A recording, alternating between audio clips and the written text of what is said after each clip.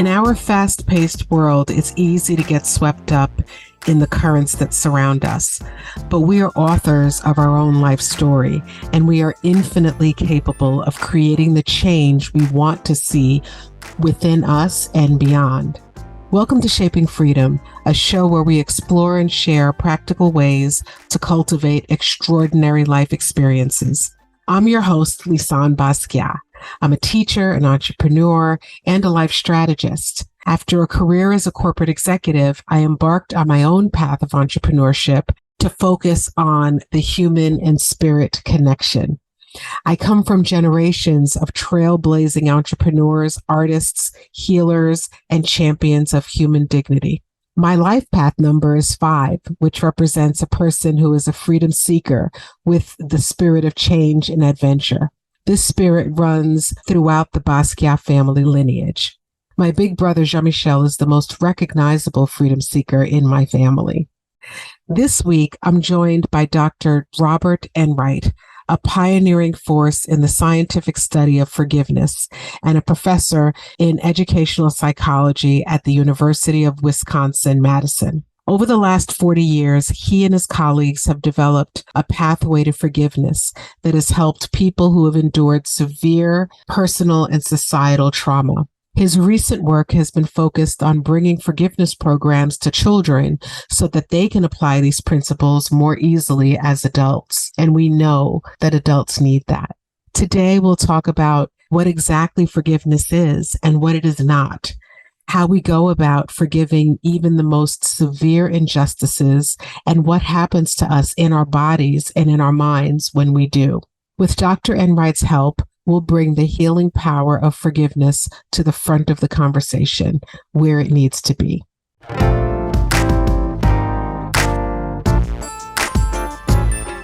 I've been so excited to have this conversation with you. The topic of forgiveness is such, in my opinion, an important topic, and yet so underrated in our culture that holds on to anger as some kind of a weapon or a tool. So when I saw the work that you're doing, I became very, very excited about it. And I've been looking forward to this. Oh, good. Thank you for coming. Oh, it's my honor to be here. Thanks for having me. Of course. So how about, can we just get started talking a little bit about you? Can you share a little bit about yourself and your journey and all of that great stuff? Yeah, well, I'm a professor in educational psychology at the University of Wisconsin Madison. And I also helped found a nonprofit organization called the International Forgiveness Institute. And the University of Wisconsin actually hired me way back when, in 1978, in the human development area. And my specialty at the time was moral development. In the late 1970s, the key theme was justice, not mercy or forgiveness, and how children and adolescents come to think about fairness with one another. And I was very obedient to that. I was an obedient academic. I studied what everybody else studied. I studied what was expected of me. I got tenure studying how children and adolescents think about justice. I had grants, and I was a fair-haired academic until I woke up one day and asked myself a very dangerous question, which is this: who am I helping with my research? And my answer was a few of my academic friends with whom I get together at professional meetings once or twice a year. And we pat ourselves on the back and tell each other, congratulations on your recent publication. Then I go back to my research laboratory and I'm helping no one in particular. So I had what I call an academic existential crisis at that point, which was actually 1985 after I had gotten tenure. And I threw all of my research over a cliff, and I've never gone back to read even one word of that. And so here I was at a major university, a publisher parish university, without a new topic. And so I asked myself, what in the area of morals or moral development might actually be helpful to people, might actually transform lives? And I thought about the opposite of justice, which is injustice. And I asked myself the question, how do people climb out of the pit of injustice when they've been thrown down there by others, treated very unjustly? How do they climb out of that? And the idea of forgiveness kept coming up. Well, maybe if people can learn to forgive and practice that, maybe they can get rid of the anger or the resentment that you mentioned to me at the beginning of this broadcast and be on safer ground. So at that time, I couldn't do a Google search because Google didn't exist in 1985. So I had to be very primitive about it and walk all the way to the library. And as I walked to the library and met the librarian, I asked the librarian to do a computer search of the literature on her large mainframe computer on all the published work in the social sciences on the topic of forgiveness. And she came back a half hour later, a little bit round-shouldered, and said, "Here's my blank sheet of paper. There's nothing." And I thought, my goodness, the social sciences have been around for 100 years, and there's never been a published article on person-to-person forgiveness. And a friend of mine did the same search at the University of Kansas and came back with a blank sheet of paper. And so I came to realize that there are certain ways of thinking in academia that people kind of just fall in line behind the leaders without ever thinking about it. And they missed the critical idea of forgiveness. So I started in 1985 what we call the Friday Forgiveness Seminar, made up of students and some faculty. It's still running to this day, 37 years later. And we started exploring three questions. What is forgiveness? How do you go about it? And what happens in a psychological sense when you do? And we've been on those questions for 3 decades. I'm a slow learner. And yet in those early days, I didn't realize it, but a firestorm occurred in academia. People were very upset with me for studying something as weak, as irrelevant, as not to the high standards of a major research university. And I should cease and desist with this as soon as I possibly could. And I thought about going back to what I was doing before my existential crisis and said, no, I'm not going to do this. This seems like a good idea. So I've pursued it now for 37 years. I've been very surprised and delighted by the results. And now there are thousands of researchers studying forgiveness and many thousands of mental health professionals offering forgiveness interventions. I'm glad I didn't listen to the mainstream telling me to knock it off. I'm so happy that you didn't also. I think that when you get to that point where people start to get up in arms, it's a good sign to keep going. I think you're right. Because you're up to changing something. Yeah. At the time, it felt very, very uncomfortable. But you're right. It was really worth going off into unexplored territory. And I'm so glad I did. I am too. And I'm sure the folks that have been positively impacted by it have as well. Why forgiveness?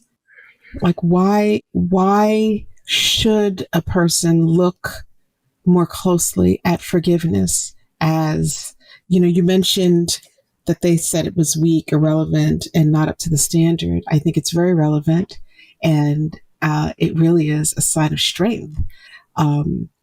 I think the opposite of what they said. So what has your research found? Like, why should a person forgive?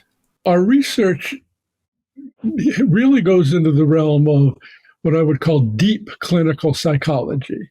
And by that, I mean, we work with people who've been very deeply abused by others. Examples, incest survivors, people in residential drug rehabilitation who've had histories of abuse from others. Our most recent effort is with men in a maximum security prison. And we looked at over 100 of the men and interviewed them. And guess how many of these men out of 100, about 107 or so we interviewed, what percentage do you think reported profoundly deep abuse toward them when they were children or adolescents growing up? 99.9. Ah, very good. It was 90%. 90% of them. And what was really unsettling to me is that 40% of them never told anyone about the deep abuse against them. And so when I put myself inside their shoes and try to see what it's like living as they lived, I'm wondering if I could even continue to live with that kind of abuse and being silent about it. So what we do with these people who've been deeply abused by others, such as the incest survivors, those in residential drug rehab and maximum security prisons, is we randomize them into an experimental condition, that's the forgiveness intervention, and then a control group. And we give the experimental condition a number of weeks. For example, the incest survivor study was one-on-one with the intervener, Suzanne Friedman, an hour a week for 54 weeks. The maximum security prison study was once a week for 6 months. And what we find when we compare then the forgiveness condition to those who are waiting for that in the control group, those in the forgiveness condition, and this happened in both the incest survivor studies with females and the maximum security prison study with males, they went from being clinically depressed to non-depressed. It's not that they just moved in depression and got better, they went to non-depressed status. Those in the control group were still clinically depressed. Then the control group people started the forgiveness intervention, and they went to non-depressed status. And that allowed us then to look at the first group after they were done with the forgiveness group, in the case of over a year for the incest survivors, and 6 months in the case of those in maximum security. And those who had the initial forgiveness education still were non-depressed. And these actually are the two strongest studies of mental health improvement ever published in the case of incest and in the case of maximum security corrections. So obviously there's something to forgiveness that goes beyond traditional therapy that needs to be taken seriously. And as you said at the top of our hour, Lisane, forgiveness is not given the attention it deserves. Well, maybe it's time when you see these kind of scientific studies. I agree. So we're talking about studies that you've done with people who have lived through and hopefully, survived and thrived through horrific behaviors, having been exposed to horrific behaviors and actions against them that sometimes led to them then doing that to other people. So that's great for those people who are in those horrible situations. What about for people who perhaps have different circumstances, that aren't as intense and severe as those? How can forgiveness help? Because quite frankly, what does it matter, for the mother or the daughter or the man, just everyday person? Yes. Well, everyday people also are subject to everyday injustices. And everyday injustices are not right. That's why we call them injustices. And all of us react to injustices with some kind of internal discontent. And that's good, because it shows we are people who have morals, we know right from wrong, and it shows self-respect. We should not be treated that way. Mm-hmm. But we're still left with the vestiges of that mistreatment, even though it's mild, which is an internal discontent. And so my question to anybody would be, Would you really want to live with that discontent, even if it's mild, for days or weeks? Don't you deserve to have that gone? And so the practice of forgiveness does the following. It helps cleanse me of the effects of even mild injustice. It makes me more open to the other. Therefore, it makes reconciliation more likely and a relationship to be deeper because I'm not now keeping the other at arm's length for fear of being hurt again if it's mild. And so it allows a second chance to the one who was behaving badly that day and just not having a very good day to be welcomed person to person, equal person to equal person. And it's much better to clear all of that up than to say forgiveness is not worthwhile. Well, when you balance forgiveness, which is hard work, even if it's a mild injustice, because you have to still kind of fight against that resentment or living with the resentment, I'll take the rehab of forgiveness every time. But I don't want to get closer to that person. That person did a horrible thing to me. He or she does not deserve to be any closer than arm's length to me. So why should I forgive that person? I'm not doing that for them. Right. And you don't have to do it for the person necessarily, but if there is a possibility of an enhanced relationship getting back together, then forgiveness for self to cleanse the resentment and for the other and for the relationship is great. But here you raise a very critical question, actually. What is the difference between forgiving and reconciling? And so if a person continues to abuse me, and I've tried my best and I've been patient, and the person is taking advantage of me, I can forgive without reconciling. But if we don't see that difference, then forgiveness becomes controversial. People see it as bad. People actually see it as a threat to their humanity. Of course. Forgive the other and go back to that kind of abuse again? Enright, what are you talking about? You have lost your mind. Well, no. If we equate forgiving with reconciling, yeah, I'm way off base and someone needs to stop me. Mm-hmm. But forgiveness is what we call a moral virtue, as is patience and kindness and justice, which is goodness expressed to another. In this case, it's goodness expressed to another who hasn't been good to you. Reconciliation is not a moral virtue. Instead, it's a negotiation strategy where two or more people make their way back together in mutual trust.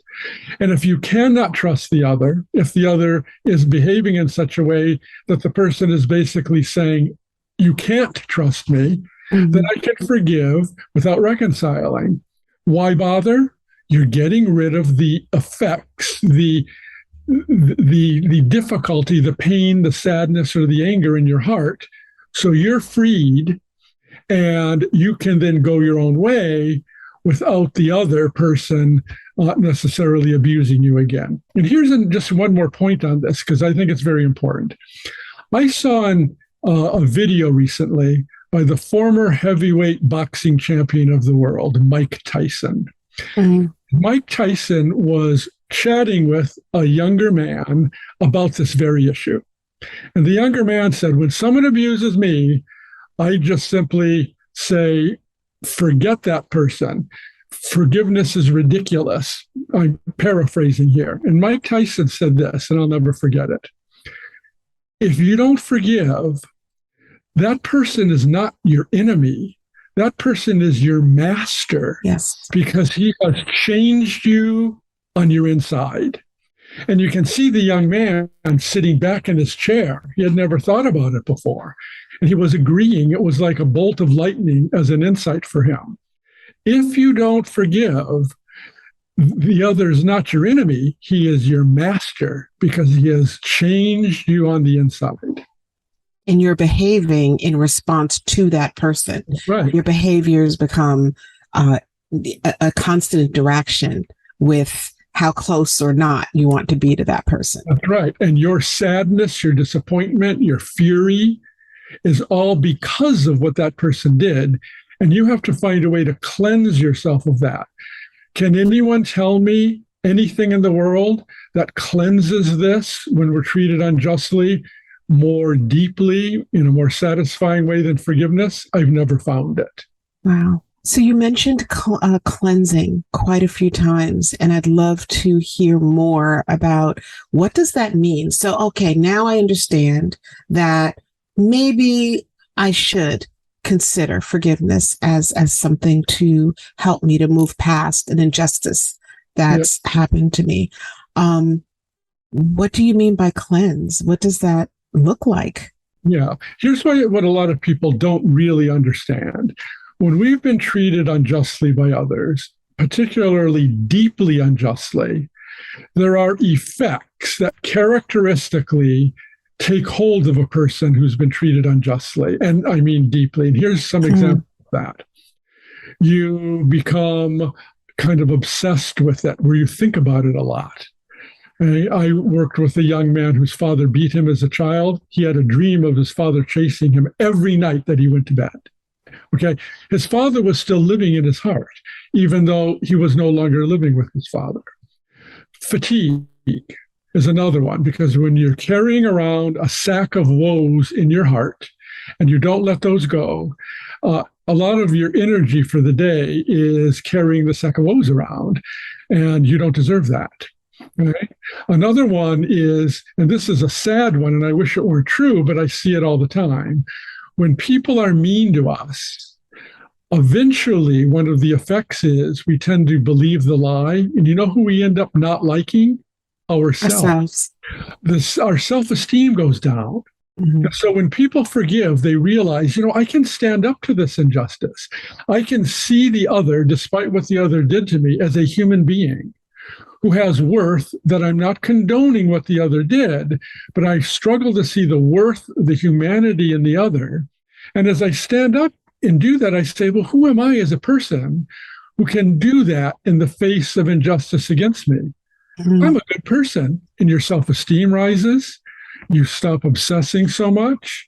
Your fatigue goes down. And in terms of mental health issues, anger, anxiety, and depression can go down, because those, when they take hold in the human heart, are very, very unwelcome guests, because once they sit down in the bedroom of your heart and take off their shoes, they don't know how to leave. They don't want to. They don't want to. It's comfy. And forgiveness says, get out of here. And forgiveness, we have the scientific evidence to show anger, anxiety, and depression go down and stay down when people forgive, much more so when they try anything else that psychology has to offer. What I love about that is there's a learning that we cannot get to until we release that layer of anger, anxiety, hurt, and pain associated with an injustice, because that's all we see. So once we're able to forgive, then we can get down into what those lessons are, or, what, how you can grow from the experience that you've had, and also get past the anger to another person to recognize the anger that you may be feeling toward yourself, so that you can get down to a more compassionate view of yourself and the situation. I think you just had a wise idea here, Lisane, about what happens when people forgive, because there's a huge difference between my identity as an angry person and my identity as someone who not only has overcome the anger, but has also been able to offer, to some degree, as best I can today as an imperfect person, a degree of compassion toward the other. That contrast does help us grow as persons. It helps us see not only the humanity in the other, as you see, we're not all perfect. And this person might have been abused by others, and I'm not trying to excuse, but I begin to see a wounded person in the other, not just someone who's evil. And I begin to see myself as wounded. I begin to see myself as standing up to the wounds and having a more surprising and positive response, which is to see the humanity in the other through a little bit of growing of compassion in my heart. And then I begin to realize, not only am I growing as a human being because I'm liking myself more. And this I see characteristically. I, as forgiver now, become much more attuned to the suffering hearts of others, not even those who've hurt me. Here's an example. You have now forgiven someone who's hurt you deeply. And now you go to the grocery store and you're late for a meeting and there's a long line. By the time you get up to the cashier, here's what you're likely to say to yourself as you walk the path of forgiveness. This person has been standing there for probably 4 or more hours. This person probably has others looking kind of badly at that person. Mm-hmm. I'm going to smile at this person and say, thank you for your service. Because I know this person's heart is probably hurting inside, but the person is putting on a smile because that's what the grocery store asks. Right. You're more attuned to the suffering of others in the world than broken hearts. Mm-hmm. And that is quite a gift to the one who forgives. Yeah.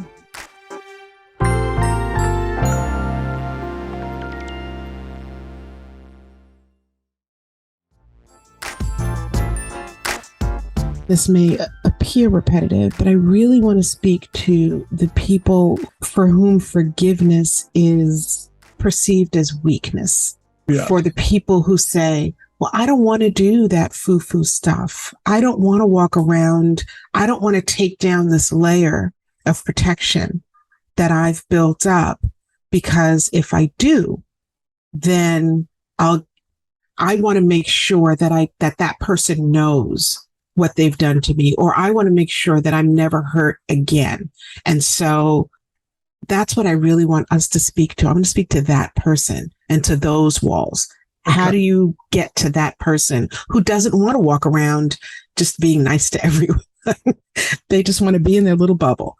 Well, first I would say, let's look at what forgiveness is not, because a lot of times people reject forgiveness for all the wrong reasons, because they're defining it incorrectly. Forgiveness is a conscious, deliberate choice to be good to those who are not good to you, and you don't have to. It's up to you. But you're not excusing what the other did. It was wrong, it is wrong, it will always be wrong. Even though we use the term forgive and forget, we never forget. We simply remember in new ways. When we look back, we don't look back with a fuming hatred, but we look back and say, oh, this person has a weakness in this area. Maybe it's you lend money and the person never pays it back, for example. So you remember in new ways. Another thing which we've talked about is forgiveness is not the same thing as reconciliation. And so you're not setting yourself up for further abuse. And importantly, when you forgive, it's a moral virtue, you always bring alongside with you the moral virtue of justice. Forgive and ask something of the other. A lot of people, when you give excellent examples, say, I'm not going to forgive. I am going to hold out until this person shapes up and I get the justice I want. Then I'll consider forgiving. Well, what if that person never decides to apologize or to make it right? Okay. Now, as Mike Tyson taught us, that person has changed me inside, and now that person is my master. And here's an example that I face with this foo-foo stuff, actually. I have been invited into a conflict zone, I'm not going to name it, in the world 14 times. And I don't go there simply because I'm trying to change the world. I've been asked to go into this place 14 times. How many times have I been yelled at and been told to shut up and sit down? 14 times, right? Because the people are saying to me, I will not forgive until I get justice. You are here at the bidding of the other side, those with whom we are in conflict, and you're trying to get us to cave in to them so that they have their way. And so I say, well, could I just give you a multiple choice question before you tell me to sit down and shut up? And they'll say yes. I'll say, here's the multiple choice question. And it's a land dispute between two opposing communities. Okay, A, you will live without your land for the rest of your life, which is an injustice, and you will live with a burning resentment that could literally kill you, your family, and your community. Or B, You will never get your land back for the rest of your life, just like A, but you will be, in forgiving, cleansed of that inner resentment. And you could still fight for your land, but you will be cleansed from the inner resentment that could kill you, your family, or your community. Which do you choose, A or B? Every time people choose B, and they let me continue to talk. But before they hear this, they think I am a political ploy. I am the enemy undercover, and they hate me. Mm-hmm. But when they hear the multiple choice answers, the only reasonable one is B. And then they let me talk for another half hour. Because I think that ultimately people really do want to move past, because you're stuck. When you're in unforgiveness, you are literally stuck in that place. And I truly believe that most people want to move past it. They just don't know how. Right. First, they want to be convinced of why they should even bother. Right. And then I think it's a matter of how. So how does one forgive? How do I forgive this person who has been leaving the dishes on the counter instead of putting them in the sink for 20 years? Sure. Okay, well, we have a model of forgiveness called the process model of forgiveness. It's not the only way to forgive. It's one pathway, but it's our scientifically demonstrated pathway. And I'll give you the short version because there are 20 steps in this. First of all, we look at the injustice and make sure it really is an injustice rather than just a misunderstanding. And if you say, yes, there should be some kind of expectation here, it was violated, it was not fair. Then we look at the effects of that, and which is annoyance or some fatigue, as you and I have talked about. But then we enter what we call the work phase of forgiveness. Actually, let me back up. Then we look at, if the person wants to at least think about forgiveness, we look at the definition and what it is and what it is not. That it's being good to those who aren't good to you, and you won't be excusing, forgetting, necessarily reconciling, and you're not going to be abandoning justice. Do you want to go on this pathway with me? When the person says yes, then we enter the work phase. And we start with thinking exercises, okay? And in the thinking exercises, it's toward the one who hurt me. And we have what we call the personal, global, and cosmic perspectives on the other person. So we don't see the person as only someone who never does the dishes, someone who's always thinking just about, I'm tired, you go do it. We start expanding the story of the other. And so we do that first with the personal perspective. What's going on in the person's life that is kind of getting in the way of true justice? Maybe the person is terribly fatigued from burden at work.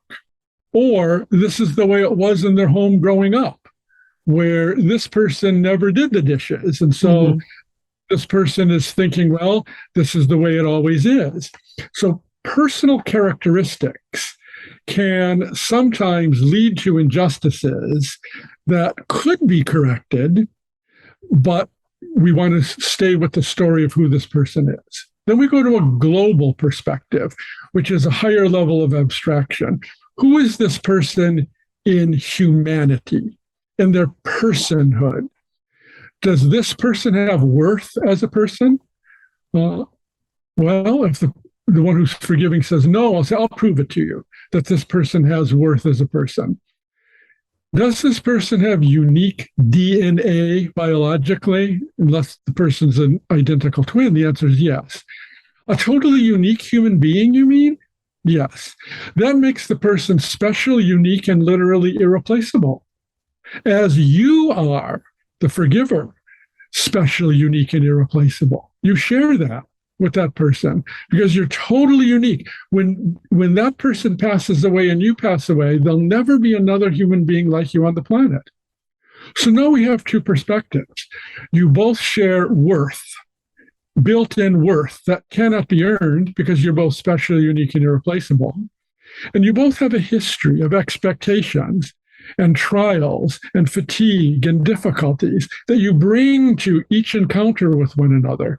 And the person might be mistaken about the dishes, might have learned something that wasn't helpful when growing up. and we see the person struggling with this. And then we enter what we call the cosmic perspective, but only if someone has what we call the transcendent or spiritual or religious perspective. Otherwise, we don't do it. We go only with the personal and global. But if the person has this transcendent perspective, let's say the person is, for example, Jewish or Christian, you could ask this question. Is it true that the person with whom you're having difficulty is made in the image and likeness of God? And the answer is, well, yes, because the first book of the Hebrew scriptures is Genesis, and it says it twice, that all people are made in the image and likeness of God. Ooh, so does that mean the one who keeps not doing the dishes is made in the image and likeness of God? That takes time because you're not used to seeing the person that way. That's why forgiveness is a journey, a struggle that takes time. Oh, so now we put them all together. This person is made in the image and likeness of God, shares humanity or worth with me, and struggles and has some learning that needs to be unlearned and is imperfect just like I am. Who is this person? Is this person more than someone who just simply doesn't do the duty of the dishes? Yes. And so when you get to that point, we characteristically see the heart, the matter of the emotions, the compassion for this person, even a little bit starting to grow. There's more to the person than this. The person is hurting in some ways. The person is unique. The person is made in the image and likeness of God. For having compassion is to suffer along with the other deliberately and willfully. And when that starts happening in the heart, we then ask the person to bear the pain of what happened so you don't toss the pain back to, for example, start yelling at the person. It doesn't mean you'll abandon justice, but the way you seek justice becomes qualitatively different. So you stand in the pain so you don't keep throwing pain back and forth, so you keep wounding each other back and forth and back and forth. You stop that cycle of pain, which then goes to the point, and this is where the idea of the moral virtue of forgiveness comes in. Once you're strong enough to stand in that pain, and you see you're strong enough where you're not crushed by it, we ask the forgiver, if the person is ready, to give a gift of some kind to the one who hurt you. And that might be a smile, or a return phone call, or sitting next to the person if you're a partner together and you've kind of a bit estranged because the person won't do the dishes. Okay, it doesn't have to be anything huge, but just something to acknowledge the other's humanity. And it's that gift giving that's paradoxical with forgiveness. As you give a gift to those who are not giving the gift to you, you are the one who is healed. We see that over and over again. And then once you go through that work of the personal, global, and cosmic perspectives, waiting for a little bit of compassion, standing in the pain, giving a little gift of some kind, you start seeing that there's meaning in your patience, meaning in your suffering, that you see that you are becoming more attuned to the suffering, not just of your partner in this case, but of the grocery store person standing in line checking you out and others. And you start developing a new purpose in life, which is, and this is characteristic, I am going to try and alleviate some of the suffering of others in this world because I know it's a hard journey. And I've suffered and others have suffered. And so now it is time for me to start getting rid of some of that. What do you do when you want to forgive a person that perhaps you don't have access to? So either the person has passed away or it's a person that you don't feel safe enough to be in close proximity with, or you choose not to be in close proximity with. How do you cleanse yourself when you don't have that other person before you? Let's take the hard one where the person is deceased. Now, you obviously can't go to the person and say, I forgive you. You can't wait for an apology, which you shouldn't anyway. Remember, Mike Tyson says, if you keep going like this in unforgiveness, That's not good. And so we don't wait for an apology, whether the person's alive and with you or alive and away from you or deceased. You go ahead with forgiveness if you want to. So how do you do it with someone who's deceased? Well, since this person is a person, you can look at the person's past history and see if the person was raised in a conflicted situation and brought some of that pain to you. You know the person is special, unique, and irreplaceable and has inherent worth, whether alive or dead. And you know, if you have a transcendent perspective, that the person is made in the image and likeness of God. Okay? So you can stand in the pain and, for example, not talk badly about that person to others and leave a memory about this person that's toxic. How do you give a gift to someone who's deceased? Here's how. You can say a kind word about the person to others, or donate a little money to a charity in that person's name. So you're literally still being good to someone who is no longer physically present with us. And just as the case where you're forgiving the one who won't do the dishes, you can still have the effects of the resentment and the fatigue, even if someone has been passed away for 20 years. But when you go through this process and give the gift posthumously, kind words to others or a little gift to charity in the person's name, paradoxically, as you are literally being good to that person, even from the grave, you are the one who is healed emotionally. You increase the self-esteem from low self-esteem. Anger, anxiety, and depression can get much better. Very good things can begin to happen. Otherwise, you could then take all of this excess baggage with you to your grave. Yes. And I think so many people actually do, unfortunately, go to their graves with excess baggage. And I'm so happy that you referred to it as that, because that really is what a person carries around when they make a decision to refuse to live a lifestyle of forgiveness or live with the principle of forgiveness, because it is a journey. And if you can do it to one or do it about one situation, you can certainly integrate it into all the different areas of your life. Yes, you can actually grow in this moral virtue of forgiveness. And it starts slowly.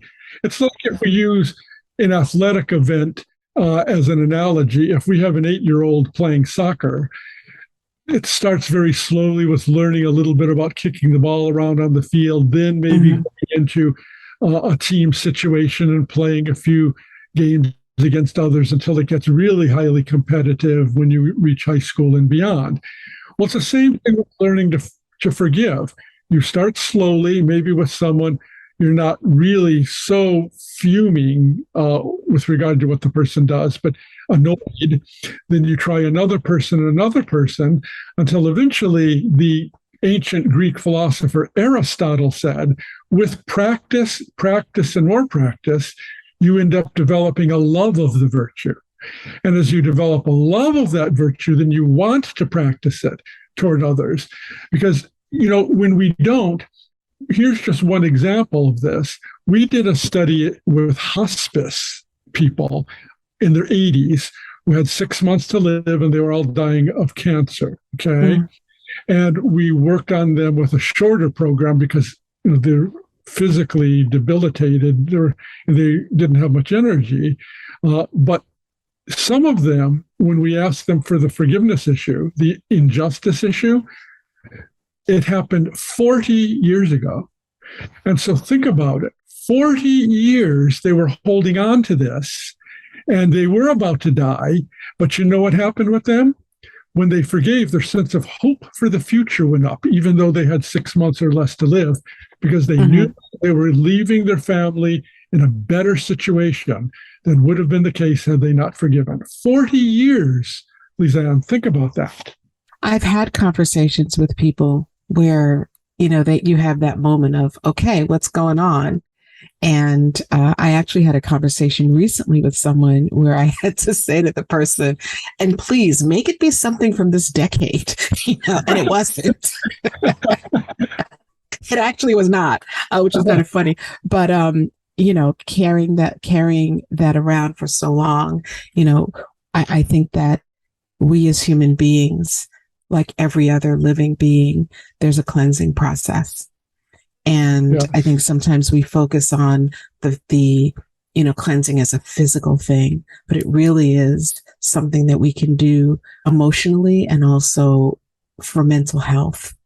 And I really am so appreciative of the work that you're doing. I'm a student of Huna. And as part of that, I have learned and practiced Ho'oponopono, which is also a forgiveness. The Hawaiian ritual. The whole Hawaiian ritual for forgiveness, which is really about making it right. And so I am a living, breathing testament to the importance of forgiveness and for how something that is so undervalued and talked about, how powerful it is in the quality of our emotional and mental life.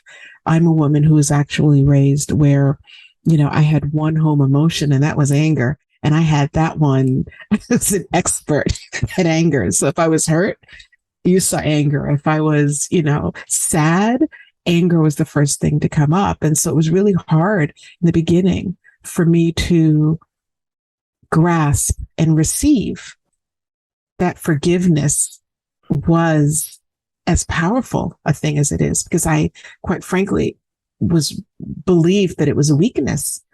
And then I learned, and it has permeated to so many other areas of my life and the way that I see the world and the way that I am able to see, feel, and have compassion for other people. So I know firsthand what forgiveness can do. Well, good for you. I'm proud of you for having discovered it. Because actually, when people develop a habit of anger, it's actually very, very difficult to break. And one of my frustrations in 37 years of doing this kind of work is exactly what you're saying. Forgiveness is not brought to the fore nearly intensively enough or widely enough to help people. Here's oftentimes what I say, and here's an analogy of why I'm frustrated. Let's say you and I had a bottle of pills that could literally cure a bacterial infection where there is no cure yet. But you and I have this. And it's been scientifically tested, and we know this set of pills in this bottle will cure you. And people turn away and say, nah, this is weakness to take those kind of pills. I have to stand strong. Taking pills is a sign of giving in. We have to find a way to bring forgiveness to societies where it becomes a norm. Absolutely. Such as being fair to others, stopping at stoplights when it's red, or giving up cigarette smoking because it's not good for the lungs. We need to make this a norm. And so one thing I have been doing for the past 20 years is bringing forgiveness to children and adolescents in schools. I saw that on your site. Yeah. And why are we doing that? So that by the time they're 35, 55, or 95, and someone throws them to the mat of life terribly unjustly, they then will have the tool of forgiveness that they learned in the family or in school where they can appropriate it. Absolutely. Recently, I talked with a 35-year-old woman whose husband abandoned her without warning. She is now raising 2 children, has to find a new job, and she said to me, I want to forgive, but I don't know how, and I don't have the energy for it. How do I do this? In other words, she now has to climb a mountain because she's never been introduced to forgiveness. What if in first grade, she learned through stories about forgiveness and looked at story characters and learned, forgiveness is being good to others who aren't good to you and looking at their worth, and there's more to them than their behavior against me. she would have been ready. Still would have hurt terribly. It still would have been unfair. And she still should say what happened to me shouldn't have happened. But she would know the pathway of forgiveness, which would help her. And now she's groping in the dark. And that's why I have a frustration in me that if the point of education is to prepare us for adulthood, why, oh, why, oh, why are we not preparing children for the injustices of life that will come every person's way? Because that's another way to prepare for adulthood, how to heal the broken heart. Absolutely. Because I think that's where we go wrong. That's where society goes wrong. That's where families break down. Yep. And that's where human beings break down and carry that baggage around for decades because we're not taught to truly value our hearts. It's seen as a foo-foo, woo-woo thing. And we're referring to a part of our lives that exists right here within our very being. And the more that we can do to help people, and specifically during those developmental times, to see other things, to see a different way, to learn forgiveness, to learn how to sit and meditate, to really understand that you're in a relationship with yourself. Yep. And so everything that you're doing, including perhaps a lack of forgiveness, is a reflection of the relationship that you're in with yourself. And so I really believe, and at least for me, and my path, learning how to forgive was a tool that I was able to both exercise toward the feelings and emotions and baggage that I had toward another person and the experience that we had. But it was also, and more powerfully, a tool that I was able to then turn to myself so that I could forgive myself for my part in some of these experiences that I shared with other people. I think that's great, because we don't just forgive others. If we break standards, like being overly angry where we hurt unsuspecting, innocent others, we can be good to ourselves when we are not liking ourselves. And what I usually recommend is first trying this pathway of forgiving toward others first. Why? Because we're much harder on ourselves. And once we learn the pathway with others, we now learn what that pathway is like. Well, I apply the personal, global, and cosmic perspective to myself. I apply the compassion to myself. I stand in the pain so I don't subvert myself. And then I give a gift to myself, which is accepting my humanity and loving myself unconditionally, knowing I'm imperfect, and you go forward anyway. But you have to learn that pathway with others, because it's just the way the world is. We're much harder on ourselves. The idea of self-loathing is a huge deal in modern Western societies, and self-forgiveness is a way out of that. Thank you. And thank you for that perspective as well. How can people learn more about this practice? Well, I have 3 self-help books. One is called Forgiveness is a Choice by the American Psychological Association. Another is The Forgiving Life, which is a Socratic dialogue between 2 people, and also APA. And then Norton in New York publishes my 3rd, called 8 Keys to Forgiveness. I had to call them up when they suggested the title. I said, 8? There's only 8 keys to forgiveness? I thought there was more than that. So I had to decide on 8 of those. Then also we have a website, internationalforgiveness.com. Okay. And there we have blogs, and we have one of the members gave the title Ask Dr. Forgiveness, which is questions and answers. I get a lot of those. There are well over 1,000 question and answers on that site. And the curriculum guides from pre-kindergarten through grade 12 are on there. And so there's a lot of resources right there. And the books you can get those on Amazon, either Kindle books, electronic, or physical copies.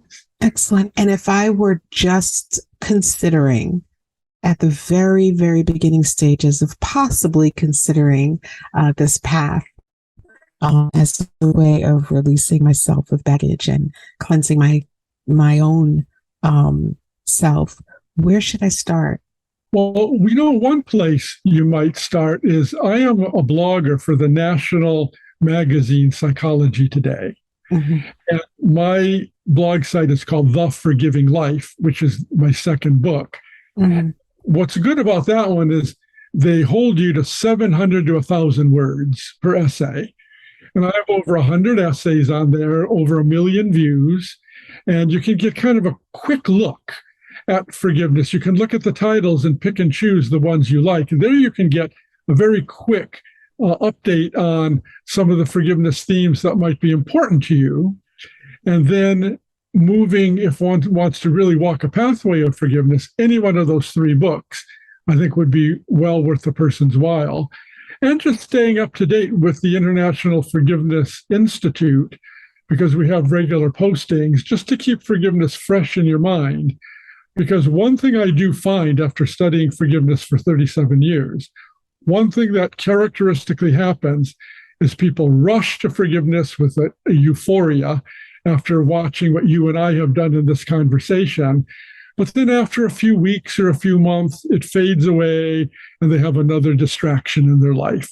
Mm-hmm. And so perseverance with forgiveness is hugely important, where you don't give it up. It's like exercise. Once you start, you don't want to quit. Well, forgiveness is exercise for the heart, for the broken heart. And we need to stay at it, even if it's a little bit every few days. But we don't want to just let it fade after the initial euphoria has started to wear off. Perseverance, perseverance, perseverance, and growing in forgiveness and develop, again, what Aristotle says, a love of the virtue. Dr. Enright, thank you so much for taking something very ordinary and looking at the other side of it to reveal something extraordinary that is a profound contribution to the overall health of our collective, the collective. Thank you, thank you, thank you so much for doing that. You're very welcome. It's my honor to be with you. And I want to thank you for what you're doing here. And I want to thank forgiveness for being in this world and showing us a pathway, a lighted pathway in the darkness.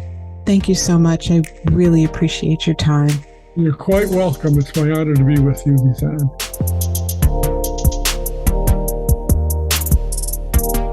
I hope today's conversation about forgiveness has been as meaningful for you as it has been for me.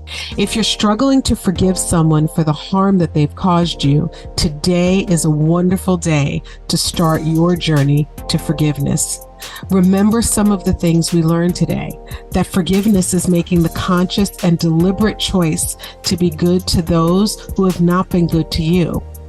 That even the most destructive and hurtful people are unique, irreplaceable human beings, just like you. And that forgiveness requires perseverance, and it needs to be exercised with regularity. And that by choosing to alleviate some of the suffering in the world, you are in fact contributing to a more peaceful and just world for everyone. Dr. Enright's books and articles will be linked in the show notes. Thank you so much for listening.